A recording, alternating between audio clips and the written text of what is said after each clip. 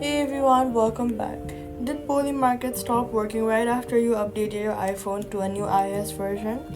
This happens after every major Apple update, and here's the quick fix. First, restart your iPhone completely. Hold the side button and the volume down at the same time. Slide to power off. Wait about 30 seconds and then turn it back on. iOS updates create temporary conflicts with apps, and a full restart clears most of them right away. After restarting, open the App Store and then tap on your profile picture icon in the top right corner. Scroll down for Polymarket in the list of available updates. Polymarket releases compatibility patches after major iOS releases.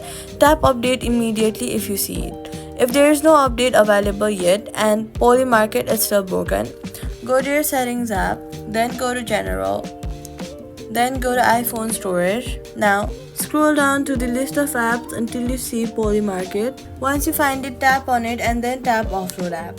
Then go to the App Store and reinstall it fresh. Also, confirm that you are on iOS 18 or later. Polymarket requires iOS 18 minimum and will fail on anything older. So, all you've gotta do is restart your iPhone, check App Store for Polymarket update, offload and reinstall if needed, confirm you're on iOS 18, Polymarket will be working on your new iOS, and then that's it. Subscribe.